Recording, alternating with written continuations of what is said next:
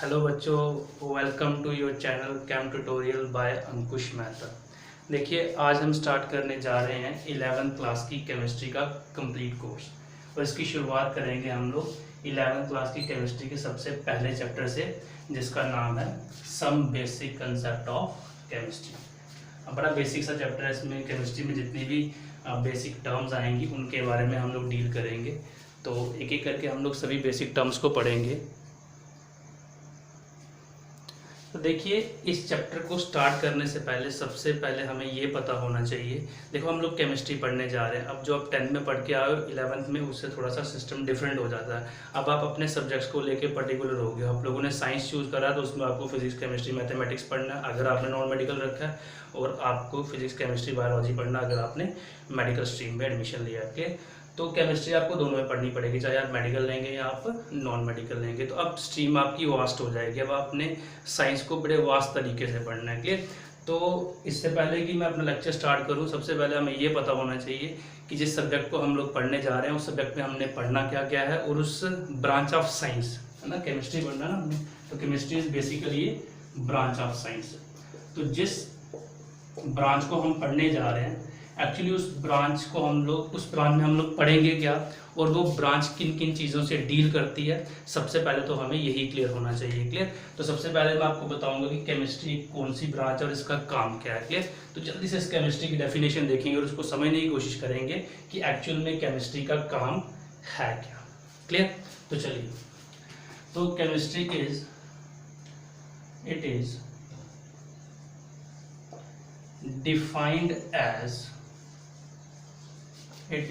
defined as that branch of science which deals with the study of composition, structure and the properties of matter and the changes which the matter undergoes under different conditions,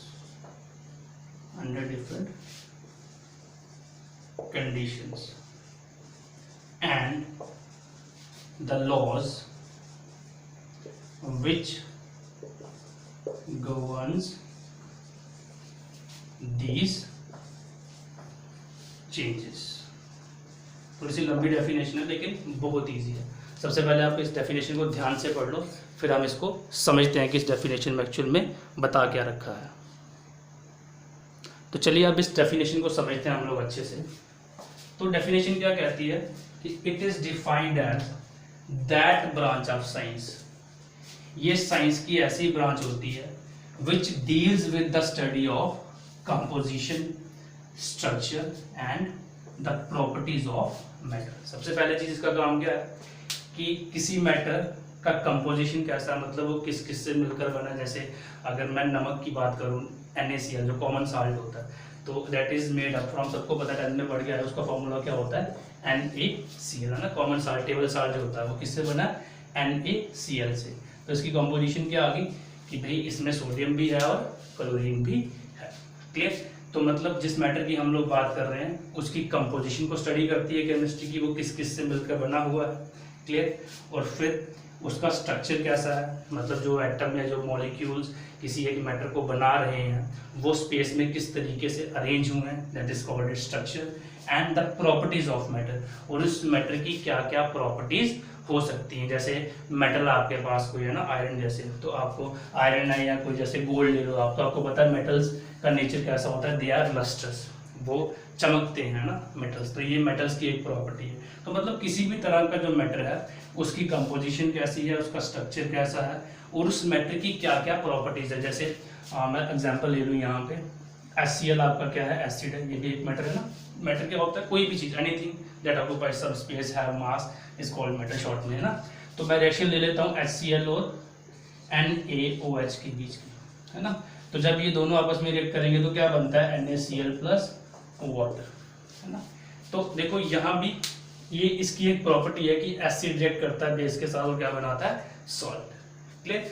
तो जब ये दोनों react करते हैं तो इसकी composition क्या होती है, चेंज हो जाती है। तो मतलब ऐसी सारी चेंजेस को जो स्टडी करता है उस ब्रांच को हम लोग क्या बोलते हैं, केमिस्ट्री। तो सबसे पहले क्या है, that deals with the study of composition, structure and the properties of matter. Matter की क्या क्या प्रॉपर्टीज हो सकती हैं, जैसे HCl हमें पता है इसका एसिडिक कैरेक्टर होता है, हमें पता है कि भाई जो एसिड्स होते हैं उनका टेस्ट सोर होता है, जो बेसिस होते हैं उनका टेस्ट जो है वो बिटर होता है। तो ये सारी प्रॉपर्टीज के बारे में जो बात करता है उसको बोलते हैं हम लोग क्या, केमिस्ट्री, क्लियर। और एंड द चेंजेस, आगे फिर एक्सटेंड करा है, and the changes which the matter undergoes under different condition. और मैटर्स में क्या क्या चेंजेस आती हैं डिफरेंट कंडीशन में। जैसे यहाँ देख लो, मैंने एसिड और बेस के बीच में रिएक्शन कराई और क्या बन गया, सॉल्ट। तो इन चेंजेस को भी कौन स्टडी करेगा, केमिस्ट्री। आप और भी काफी सारे एग्जांपल्स ले सकते हैं, clear. And the laws which governs these changes, ये सबसे इंपॉर्टेंट पार्ट है, क्लियर। तो यहाँ तक क्लियर हुआ कि क्या क्या है केमिस्ट्री का काम। ऐसी ब्रांच है जो किसी मैटर की कंपोजिशन क्या है उसके बारे में स्टडी करती है, उसका स्ट्रक्चर कैसा होगा और उसकी क्या क्या प्रॉपर्टीज होंगी मैटर्स की, ये सारा कौन स्टडी करता है, केमिस्ट्री। और उस मैटर में डिफरेंट कंडीशन पे किस तरह का चेंज आएगा। जैसे हमारे पास आइस है ना, ice is solid form of water. अगर आप इसको हीट करोगे तो क्या बन जाएगा, ये जो आइस है ये वाटर लिक्विड फॉर्म में चला जाएगा। ये भी वाटर लेकिन ये सॉलिड फॉर्म में आप हीट करोगे तो ये लिक्विड स्टेट में आ जाएगा। तो मैटर क्या जो स्टेट था वो क्या हो गया, चेंज हो गया। तो ये सारी चेंजेस को कौन स्टडी करता है, केमिस्ट्री, क्लियर। उसकी स्टडी, उसकी कंपोजिशन कैसी होगी, उसका स्ट्रक्चर कैसा होगा मैटर का, उसकी प्रॉपर्टीज कैसी होंगी और किन किन कंडीशंस पे मैटर के अंदर कोई चेंज आएगा, ये सारा कौन स्टडी करता है, केमिस्ट्री। अब ये जो चेंजेस हैं यहाँ पे हम जो कह रहे हैं कि मैटर के अंदर चेंज आता है, ये डिफरेंट कंडीशंस पे ये चेंज जो है ये ऐसे ही नहीं आ जाता। मतलब इनके लिए कुछ रूल फिक्स हैं, कुछ चीज़ें होती है, कुछ लॉज बनाए गए हैं जिनके अकॉर्डिंग ही किसी मैटर में कोई चेंज आ जाता है। कोई भी मतलब ऐसे कोई चीज़ जो है वो नॉर्मली नहीं हो जाती, प्रॉपर एक वे में होती है। कुछ लॉज है हमारे पास केमिस्ट्री में जिनके अकॉर्डिंग ये चेंजेस होती हैं और इन लॉज को हम लोग आगे डिस्कस करेंगे। तो आई होप आपको केमिस्ट्री की डेफिनेशन क्लियर होगी कि ये वो ब्रांच है जो किसी मैटर की कंपोजिशन, स्ट्रक्चर और उसकी प्रॉपर्टीज के बारे में डिस्कस करता है, उसके बारे में स्टडी करता है और उन मैटर में क्या क्या चेंजेस आती हैं। अगर हम उन मैटर को डिफरेंट कंडीशंस में रखते हैं तो उन मैटर में क्या क्या चेंजेस आएंगी और उन चेंजेस जो है वो किस लॉज के अकॉर्डिंग आती है, किन लॉज के अकॉर्डिंग आती है, ये सब चीज़ों के बारे में जो स्टडी करता है दैट इज केमिस्ट्री। तो किस किस के बारे में स्टडी कर रहा है, कंपोजिशन, स्ट्रक्चर, प्रॉपर्टी एंड कि किन किन कंडीशन में मैटर के अंदर चेंज आएगा और किन किन लॉज के अकॉर्डिंग वो चेंज आएगा। इन सभी चीज़ों को जो स्टडी करता है उसको हम लोग क्या बोलते हैं, केमिस्ट्री। तो केमिस्ट्री समझ आई कि केमिस्ट्री में क्या क्या पढ़ना है हमने। गुड, वेरी गुड, ध्यान से देख लो डेफिनेशन को। चलो, जिस ब्रांच को पढ़ना उस ब्रांच के बारे में हमने डिस्कस कर लिया कि उस ब्रांच में हमने पढ़ना क्या क्या है।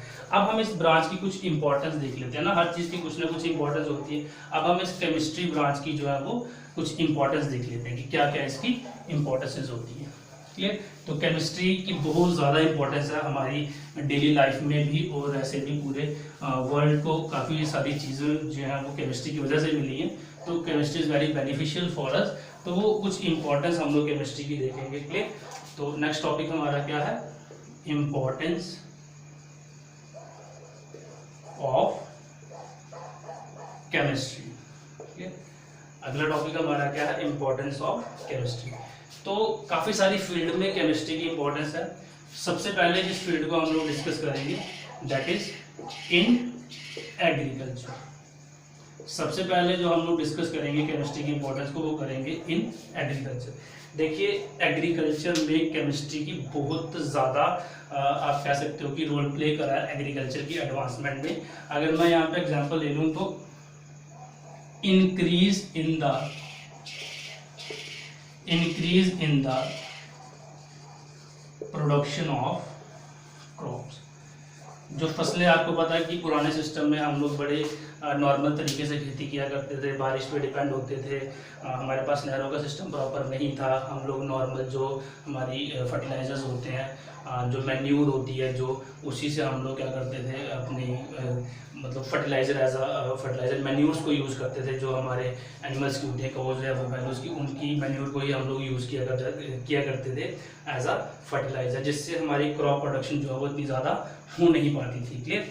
तो केमिस्ट्री ने इस हमारी जो क्रॉप्स थी उनकी प्रोडक्शन को बढ़ाने में बहुत अहम रोल प्ले किया। आपने सुना होगा कि भाई हम लोग क्रॉप्स में यूज़ करते हैं फर्टिलाइज़र्स, है ना, केमिकल फर्टिलाइज़र्स यूज़ करते हैं हम लोग किसी भी क्रॉप की प्रोडक्शन को बढ़ाने के लिए। केमिकल फर्टिलाइज़र्स उनके शायद आपको ना समझ आए, अगर इसके एग्जांपल दूं तो यूरिया तो सबने सुना होगा, है ना, यूरिया सबने सुना होगा। यूरिया को यूज़ करते हैं हम लोग एज अ फर्टिलाइज़र। क्लियर। तो यूरिया आजकल हम लोग यूज़ करते हैं हमारी क्रॉप्स की प्रोडक्शन को बढ़ाने के लिए। क्लियर। फिर और भी फर्टिलाइजर्स होते हैं जैसे सोडियम नाइट्रेट, ये भी आजकल हम लोग फर्टिलाइज़र यूज़ करते हैं, है ना। तो मतलब हम लोगों ने क्या करा, जो पुरानी मैन्यूर्स थे जो ओल्ड सन में यूज़ करते थे उसको रिप्लेस करा हमने नए केमिकल फर्टिलाइजर्स के साथ, जैसे यूरिया हो गया, सोडियम नाइट्रेट हो गया। ये जो हमारे फर्टिलाइजर्स थे ये क्रॉप की प्रोडक्शन को बढ़ाने में हेल्प करते थे। मतलब जहाँ पे जिस खेत में हमारी 10 क्विंटल या 20 क्विंटल फसल निकलती थी वहाँ पे अब 30 क्विंटल निकल सकती थी, क्योंकि ये यूरिया जो था जो ज़्यादा इफेक्टिव था। ये आपकी सॉइल को जो था नरिश करता था, जिससे आपकी क्रॉप प्रोडक्शन जो है वो बढ़ जाती है। क्लियर। फिर हम लोग इंसेक्टिसाइड यूज़ करते हैं, पेस्टिसाइड्स यूज़ करते हैं।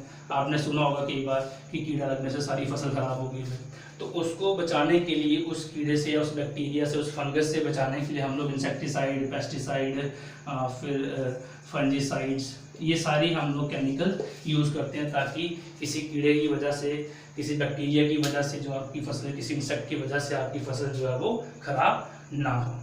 क्लियर। हम काफ़ी सारे इंसेक्टिसाइड यूज़ करते हैं फसल में ताकि फसल हमारी कीड़े की वजह से ख़राब ना हो और प्रोडक्शन जो है वो ज़्यादा से ज़्यादा हो सके। तो सबसे इम्पोर्टेंट जो रोल था केमिस्ट्री का वो किस में था, एग्रीकल्चर में। क्या रोल था, increase in the production of crop. इसने क्रॉप की प्रोडक्शन को बढ़ाने में हमें काफ़ी हेल्प किया। केमिकल फर्टिलाइजर, अब ये यूरिया है, अब urea as a fertiliser use हो सकता है। ऐसी प्रॉपर्टीज़ को पढ़ना था, है ना, मतलब ऐसी प्रॉपर्टीज़ होंगी इसके पास, तभी तो हम लोग कह सकते हैं कि भाई यूरिया उस क्रॉप की प्रोडक्शन को बढ़ा सकता है। तो वो प्रॉपर्टीज़ कैसे पता चलती हैं, क्योंकि केमिस्ट्री ही एक ऐसी ब्रांच है जो किसी मैटर की प्रॉपर्टीज़ के बारे में डिस्कस करता है। तो इसका मतलब है यूरिया के पास ऐसी प्रॉपर्टी है जिससे वो क्रॉप की प्रोडक्शन को बढ़ा सकता है। ये हमें किसकी वजह से पता चला, केमिस्ट्री की वजह से, क्योंकि किसी भी चीज़ की प्रॉपर्टी को कौन डिस्कस करता है, केमिस्ट्री। तो this is an important role in agriculture of chemistry, है ना। केमिस्ट्री का ये बहुत इंपॉर्टेंट रोल था एग्रीकल्चर में क्रॉप की प्रोडक्शन को बढ़ाना। क्लियर। नेक्स्ट हम लोग बात करेंगे मेडिकल फील्ड में, हेल्थ सेक्टर में बात करेंगे। तो आपको पता है कि हेल्थ सेक्टर में भी केमिस्ट्री का काफ़ी ज़्यादा इम्पोर्टेंट रोल है। नेक्स्ट हम एप्लीकेशन की बात करेंगे इन हेल्थ, मेडिसिनल फील्ड में। यहाँ पे ऐसे कह सकते हो, मेडिसिनल फील्ड में क्या योगदान है या क्या इम्पोर्टेंस है केमिस्ट्री का। तो बहुत ज़्यादा इम्पोर्टेंस है। देखो, आपने सुना होगा पुराने ज़माने में बड़ी बड़ी बीमारियां फैल जाती थी जिससे काफ़ी ज़्यादा लोग मर जाते थे, है ना। तो दवाइयाँ प्रॉपर नहीं होती, लेकिन with the advancement in chemistry, जैसे जैसे केमिस्ट्री में हम लोग आगे बढ़ते हैं, हमें नए नए केमिकल्स के बारे में पता चलता गया कि कौन सा केमिकल किस तरह के वायरस को या बैक्टीरिया को मार सकता है। तो हमने ज़्यादा से ज़्यादा दवाइयाँ बनाना शुरू की। जैसे आपको पता है कि भाई पहले ज़माने में एक बीमारी, मतलब अभी इसका इलाज पॉसिबल हो गया, लेकिन पहले ज़माने में कैंसर का इलाज नहीं हुआ करता था। लेकिन आज के ज़माने में जो हमारा कैंसर का इलाज है वो मिल चुका है हमें, और हम लोग कैंसर थेरेपी से इसका इलाज करते हैं। किसी भी कैंसर का ट्रीटमेंट करते हैं किससे, कैंसर थेरेपी से। और कैंसर थेरेपी में जो ड्रग्स यूज़ होते हैं, कुछ ड्रग्स की एग्जांपल दे रहा हूँ मैं, जैसे सिस्प्लैटिन। अब ये ड्रग क्या है आपको इसके बारे में भी पता नहीं चलेगा, बिकॉज आप लोग केमिस्ट्री के बड़े इनिशियल स्टेज में, तो don't bother about this. Clear. तो जैसे सिस्प्लैटिन हो गया, टैक्सोल, TAXOL, टैक्सोल हमारा एक ड्रग होता है ना। ये दो ड्रग्स होते हैं जो कैंसर थेरेपी में यूज़ होते हैं, और भी होते हैं, ये एक तरह के दो ड्रग हैं जो कैंसर थेरेपी में हम लोग यूज़ करते हैं। क्लियर। तो मतलब जैसे जैसे एडवांसमेंट बढ़ती गई, हमें नए नए केमिकल्स के बारे में पता चलता गया, हम लोगों ने नए नए ड्रग्स बनाए, जिसकी वजह से नई नई हमने दवाइयाँ बनाई, जिससे काफ़ी ज़्यादा बीमारियों को हम लोग ठीक कर पाए। जैसे अब किसी को इन्फेक्शन हो जाए कई बार, तो हम लोग बड़े नॉर्मल आपने सुना होगा कि भाई एंटीबायोटिक दिया डॉक्टर ने, है ना, एंटीबायोटिक दिया। तो एंटीबायोटिक क्या, इन्फेक्शन को खत्म करने के लिए। तो काफ़ी सारे एंटीबायोटिक ड्रग्स हमारे पास हैं आजकल, एंटी फर्टिलिटी ड्रग्स हमारे पास हैं आजकल, है ना, एंटी फर्टिलिटी ड्रग्स हमारे पास हैं। और भी काफ़ी सारे जैसे डिसइंफेक्टेंट है हमारे पास, जो आप लोग यूज़ करते हो घर में फर्श वगैरह को साफ़ करने के, जैसे लाइज़ोल आता है आजकल के टाइम में ना। तो मतलब ऐसे काफ़ी सारे केमिकल्स हमने डिस्कवर करे जो मेडिसिनल फील्ड में जिन्होंने काफ़ी ज़्यादा हेल्प करा। फिर एक मेडिसिन होती है AZT, इसको यूज़ किया जाता है for the treatment of AIDS, HIV AIDS के ट्रीटमेंट में इस AZT मेडिसिन को भी यूज़ किया जाता है। क्लियर। और इसकी फुल फॉर्म अगर हम देखें तो दैट इज एजाइडोथाइमिडीन।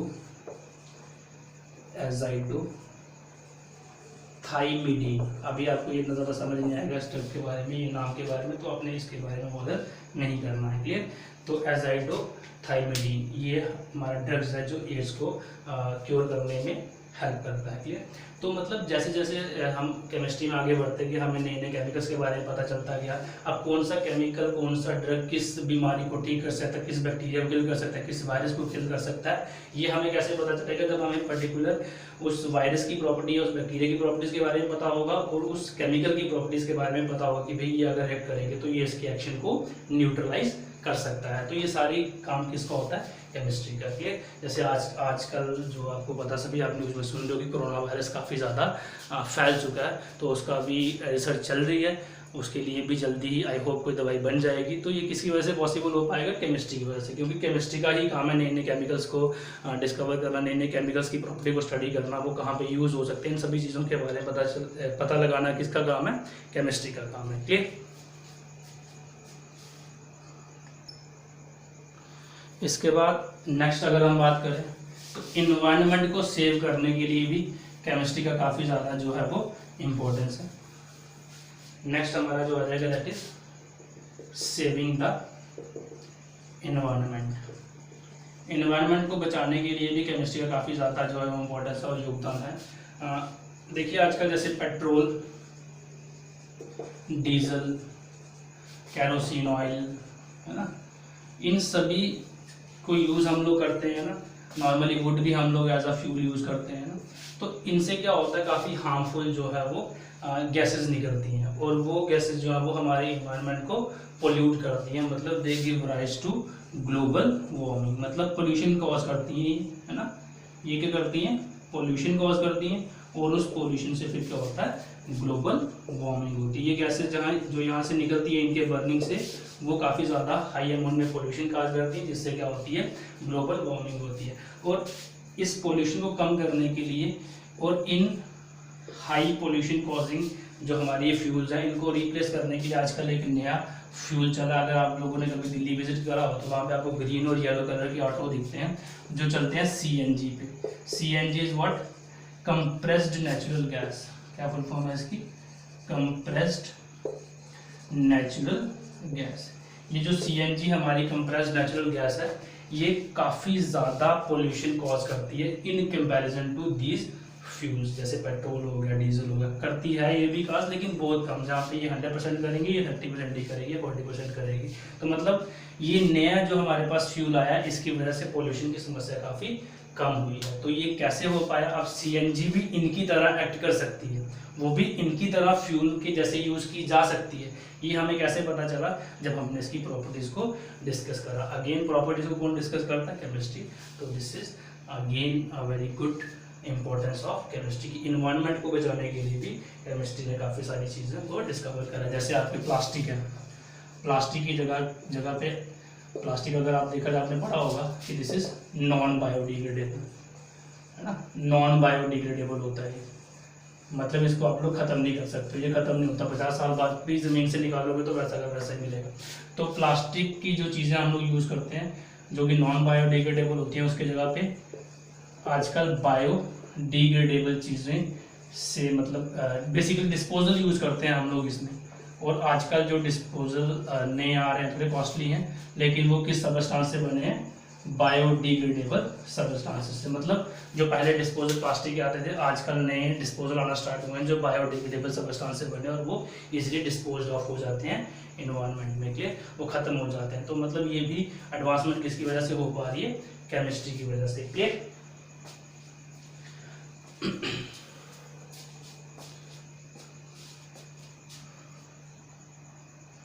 फिर इसके बाद हम लोग डिस्कस करेंगे अब इसकी इम्पोर्टेंस इंडस्ट्री में।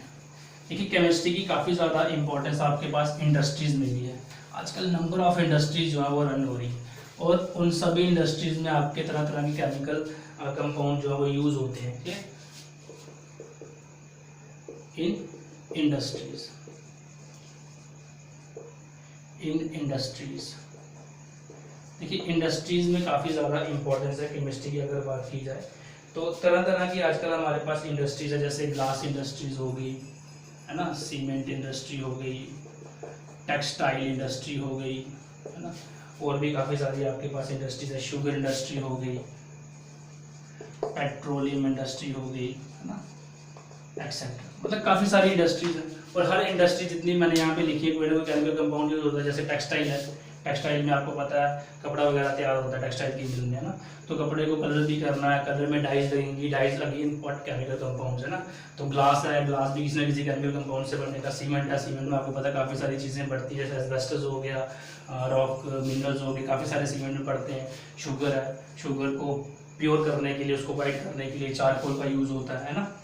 तो फिर पेट्रोलियम है, पेट्रोलियम आपको पता है इस फॉर्म में हमें नहीं मिलता है। पेट्रोलियम बेसिकली जो एक्चुअल जो पेट्रोलियम है वो क्या है, क्रूड ऑयल होता है, उससे फिर पेट्रोल निकलता है, डीजल निकलता है। और ये सारा किससे होता है, फ्रैक्शनल डिस्टिलेशन से। मतलब हम लोग on the basis of boiling point उनको डिफरेंशिएट करते हैं। तो ये सारी चीज़ें जो है, ये प्रॉपर्टीज़, ये कैसे हम लोग इनको चेंज करेंगे, इनकी प्रॉपर्टीज़ को कैसे पढ़ा जाएगा, ये क्या क्या काम कर सकते हैं।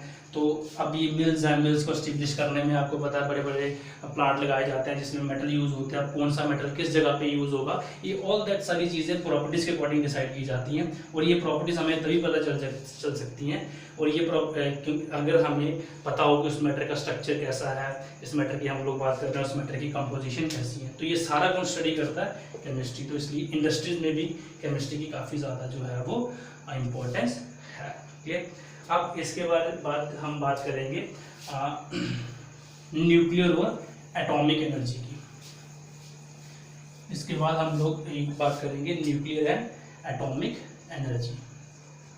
न्यूक्लियर एंड एटॉमिक एनर्जी, आपको पता है बेटा कि आज के समय में, यहाँ आपने पढ़ा है ज्योग्राफी में कि भाई ये जो पेट्रोलियम है या जो फॉसिल फ्यूल्स हैं ये ज़्यादा समय के लिए नहीं है ना। हमारे पास पेट्रोलियम जो भी कोई फॉसिल फ्यूल है ये अनलिमिटेड नहीं है। आपने पढ़ा होगा ना renewable, non renewable sources of energy, कि जितने भी ये फॉसिल फ्यूल्स है ये क्या है, non renewable resources of energy है। These are present in limited amount in the earth crust. ये अर्थ क्रस्ट के अंदर बड़े लिमिटेड अमाउंट में है, ज़्यादा अमाउंट में ये प्रेजेंट नहीं है। तो अगर हम इसी तरीके से इसको यूज़ करते गए तो आगे जाके ये एक समय के बाद ख़त्म हो जाएंगे। तो मतलब हमें वर्ल्ड में आगे जाके एनर्जी क्राइसिस का सामना करना पड़ सकता है। मतलब एनर्जी जो है वो कम हो सकती है, क्योंकि अगर ये फ्यूल्स ही नहीं होंगे तो एनर्जी कहाँ से आएगी। तो एनर्जी क्राइसिस का सामना हमें आगे जाके करना पड़ सकता है। तो इन पेट्रोल, डीजल या पेट्रोलियम प्रोडक्ट से जो हमें एनर्जी हम लोग एक्सट्रैक्ट करते हैं उसको रिप्लेस करने के लिए हमने नई तरह की एनर्जी हम लोग प्रोड्यूस करते हैं, that is nuclear and atomic energy. Clear. Nuclear plant आपने सुना होगा, न्यूक्लियर एटॉमिक प्लांट आपने सुना होगा ना। तो न्यूक्लियर और एटॉमिक एनर्जी नई तरह की एनर्जी जिसको हम लोग प्रोड्यूस करते हैं ताकि फ्यूचर में अगर एनर्जी क्राइसिस आए तो हम लोग इस एनर्जी को यूज़ कर सकें इन प्लेस ऑफ आपके जो फॉसिल फ्यूल से एनर्जी जनरेट होती है। अब ये न्यूक्लियर और एटॉमिक एनर्जी को हम लोग ऐसे बनाते हैं, हमारे पास कुछ ऐसे मेटल्स होते हैं जैसे यूरेनियम हो गया, ठीक, यूरेनियम हो गया जैसे, देन प्लूटोनियम हो गया, प्लूटोनियम हो गया है ना, एक्सेट्रा। और भी मेटल्स हैं जैसे यूरेनियम हो गया, फिर प्लूटोनियम हो गया। ये जो मेटल है these are called radioactive metal. जैसे यूरेनियम है, ये क्या है बेसिकली रेडियो एक्टिव मेटल। अब ये रेडियो एक्टिव क्या होता है इसको हम लोग आगे जाके डिस्कस करेंगे, यदि आपको इस बात क्लियर नहीं होगा तो नोट बोल रहा है। तो यूरेनियम जैसे प्लूटोनियम होगा, these are called radioactive element. Radioactive element में थोड़ा सा बता देता हूँ बेसिकली क्या होते हैं। जो खुद एनर्जी को रिलीज करते जाते हैं, मतलब स्पॉन्टेनियस एमिशन होता है उनमें एनर्जी का, हमें कुछ भी बाहर से करना नहीं पड़ता, वो कॉन्टिन्यूसली एनर्जी को क्या करते रहते हैं, रेडिएट करते रहते हैं, स्पॉन्टेनियस एमिशन होता है उनमें से एनर्जी का। क्लियर? तो that are called radioactive elements. तो इन रेडियो एक्टिव एलिमेंट्स से हम लोग क्या करते हैं, इन न्यूक्लियर एटॉमिक प्लांट हम लोग सेटअप करते हैं, और उन प्लांट्स में हम लोग इन एलिमेंट से क्या करते हैं, एटम से क्या करते हैं, हम लोग एनर्जी को एक्सट्रैक्ट करते हैं, that is called nuclear and atomic energy. तो ये एनर्जी फ्यूचर में हम लोग फ्यूल्स या जो पेट्रोलियम से जो एनर्जी ड्राइव हो रही है उसको रिप्लेस करने में हम लोग यूज कर सकते हैं, and this is possible again with the help of nuclear and atomic chemistry, because अब ये स्पॉन्टेनियस एमिशन करते हैं एनर्जी का, कैसे पता चला, क्योंकि केमिस्ट्री ने इस बात को स्टडी करा। क्लियर? तो इसलिए न्यूक्लियर और एटॉमिक एनर्जी, मतलब एनर्जी फ्यूचर में अगर कमी आएगी तो उसको दूर करने के लिए भी केमिस्ट्री काफ़ी ज़्यादा इंपॉर्टेंट रोल को प्ले करेगी। क्लियर? क्लियर? अच्छा, अब इसके बाद हम लोग देखो काफ़ी सारी इंपॉर्टेंस है, मैं खत्म करूंगा अभी, इसके बाद मैं सिर्फ ट्रांसपोर्ट सेक्टर में इसको डिस्कस करूंगा, वैसे तो काफ़ी सारी इंपॉर्टेंस है केमिस्ट्री की, आप 2 घंटे का लेक्चर भी कर सकते हैं उसमें। क्लियर? तो जैसे इन ट्रांसपोर्ट में भी केमिस्ट्री की काफ़ी ज़्यादा इंपॉर्टेंट है ना, गाड़ियाँ बनने में कौन कौन से मेटल्स यूज़ होंगे, कौन कौन से पार्ट यूज़ होंगे, वो पार्ट किस किस तरह के मेटल से बनेंगे, कैसे कैसे बनेंगे, सारा प्रॉपर्टीज़ के ऊपर ही डिपेंड करता है, उन प्रॉपर्टीज़ को स्टडी कौन करता है, केमिस्ट्री। तो है ना, अब गाड़ियाँ आपको पता है ट्रांसपोर्ट कैसे चलता है, ट्रांसपोर्ट के मीन्स आपको पता है, 3 मीन्स है, वाटर थ्रू भी चलता है, रोड से भी चलता है और बाई एयर भी चलता है। एयर में एरोप्लेन यूज़ होगा, रोड में आपकी ट्रक्स वगैरह बसेस वगैरह यूज़ होंगी, है ना, गाड़ियाँ आपकी जो भी आप लोग यूज़ करते हो, और वाटरवेज में आपकी शिप्स बोट्स वगैरह आ जाएंगे, है ना। तो इन सबको बनाने के लिए चीज़ें चाहिए, कुछ प्रोडक्ट चाहिए, कुछ मैटर चाहिए, और वो मैटर की क्या प्रॉपर्टी है, कौन सा मैटर कहाँ पे यूज़ होगा, वो हमारे सभी कौन बताएगा, केमिस्ट्री बताएगी। तो उसके अकॉर्डिंग ही सारा सिस्टम चलेगा। अब इस ट्रांसपोर्ट में आपके जैसे ट्रक हो गए या बसेज होगी या जो आपकी व्हीकल्स होंगी, उनको रन करने के लिए क्या चाहिए, पेट्रोल डीजल। तो इनकी पेट्रोल डीजल की ऐसी प्रॉपर्टी है कि जिससे वो ट्रक या बसेस को रन करवा सकते हैं। ऐसी प्रॉपर्टी को किसने डिस्कस करा, केमिस्ट्री ने, कि भाई वो उनका इग्निशन टेम्परेचर इतना लो है कि वो जल्दी बर्न करके एनर्जी को प्रोड्यूस कर सकते हैं। वो हमें कैसे पता चला, जब हमने इसकी प्रॉपर्टीज़ को स्टडी करा। तो वो प्रॉपर्टीज़ कहाँ से स्टडी होती हैं, केमिस्ट्री ब्रांच में। तो फिर तो ट्रांसपोर्ट सेक्टर में भी काफ़ी ज़्यादा इसका इंपॉर्टेंट रोल है। अब एरोप्लेन है, अब एरोप्लेन में ये वाला फ्यूल यूज़ नहीं होता है ना, उसमें अलग तरह का जो है वो फ्यूल यूज होता है, और वो जो अलग तरह का फ्यूल वो एरोप्लेन को उड़ाने के लिए चाहिए, है ना। ये भी तो फ्यूल था, लेकिन इससे नहीं उड़ पाए, इससे एरोप्लेन इस फ्यूल को हम लोग एरोप्लेन में यूज नहीं कर सकते। इसके लिए हमें स्पेशल तरह का फ्यूल चाहिए। हमें कैसे पता चला, जब हमने इसके बारे में और ज़्यादा स्टडी करा, इनकी प्रॉपर्टीज़ के बारे में, नेचर के बारे में स्टडी करा। तो ये सारा काम किसका है, बेसिकली केमिस्ट्री का। तो ट्रांसपोर्ट सेक्टर में भी केमिस्ट्री की काफ़ी ज़्यादा जो है वो इम्पोर्टेंस हो सकती है। ठीक है, तो ये सारी इंपॉर्टेंस थी किसकी, केमिस्ट्री की। लेकिन आपने सुना कि जब हम साइंस पढ़ते हैं, साइंस कैसे पढ़ा होगा, wonder of science, abuses of science भी पढ़ते हो, कि अगर केमिस्ट्री ने काफ़ी ज़्यादा एडवांसमेंट करी है तो उसकी वजह से कुछ जो है वो नेगेटिव इफेक्ट भी आया है हमारे पास। अगर पॉजिटिव इफेक्ट, हर चीज़ों का देखो, हर सिक्के के 2 पहलू होते हैं, पॉजिटिव इफेक्ट भी होता है और नेगेटिव भी होता है। तो केमिस्ट्री के भी पॉजिटिव इफेक्ट भी हैं, पॉजिटिव इम्पैक्ट भी है, इंपॉर्टेंस भी है, और नेगेटिव रोल भी है। अभी हम डिस्कस कर रहे थे थोड़ा सा नेगेटिव रोल। नेगेटिव रोल में ज़्यादा कुछ नहीं बोलूँगा। जैसे मेडिसिन हैं, आपको पता है, अगर हम मेडिसिन का लिमिटेड यूज़ करें तो वो हमें दर्द से आराम देंगी, हमारे पेन को किल करने में हेल्प करेंगी, हमें बड़ी बड़ी बीमारियों से बचाएंगी। लेकिन कई जगह आपको पता है कि जो मेडिसिन हैं उनका ओवर यूज़ होता है, उनको नशे के रूप में लिया जाता है। काफ़ी सारे यंगस्टर हैं आजकल के समय में, ऐसा हो रहा है, जो कि होना नहीं चाहिए। तो मतलब उसको हम लोग गलत तरीके से यूज़ कर रहे हैं, तो वो बैड इफेक्ट कर रहा है। अब जैसे ट्रांसपोर्ट में काफ़ी सारा डेवलपमेंट हुई है, तो जिससे एक्सीडेंट भी बढ़ते हैं, तो वो भी उसका एक आप देख सकते हो कि एक बुरा प्रभाव केमिस्ट्री की वजह से ऐसा हो रखा है। तो ज़्यादा जो इसका इफेक्ट जो दिखता है वो मेडिसिनल फील्ड में दिखता है, कि मेडिसिन जो ड्रग्स हैं, जो मेडिसिन है, उनका ओवर यूज़ होता है, जो कि नहीं होना चाहिए। तो अब केमिस्ट्री को अगर एज अ ब्लेसिंग लेना है तो वो हमारे हाथ में है। हम उसको प्रॉपर वे में यूज़ करें, प्रॉपर तरीके से यूज़ करें, प्रॉपर अमाउंट में हर एक चीज़ को यूज़ करें, तो केमिस्ट्री हमारे लिए एक ब्लेसिंग है। लेकिन अगर हम उसको गलत तरीके से यूज़ करेंगे तो वो कर्स भी बन सकती है।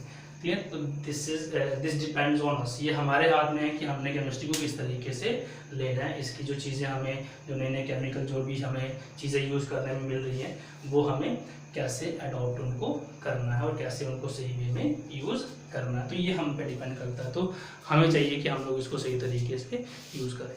तो ये था आपका फर्स्ट लेक्चर, जिसमें हमने बड़ा बेसिक सा डिस्कस करा केमिस्ट्री क्या होती है, कहाँ कहाँ केमिस्ट्री की इंपॉर्टेंसेस हो सकती हैं। आई होप आपको चीज़ें क्लियर हुई होंगी, लेकिन फिर भी अगर आपको कोई दिक्कत है तो you can ask me in the comment section. आप कमेंट बॉक्स में कमेंट कर सकते हैं, मुझे बता सकते हैं कि सर हमें यहाँ से कुछ समझ नहीं लगा या हमें यहाँ से कुछ चीज़ें पता नहीं चली। वैसे ये काफ़ी बेसिक लेक्चर है, तो आपको ज़्यादा चिंता करने की ज़रूरत नहीं है।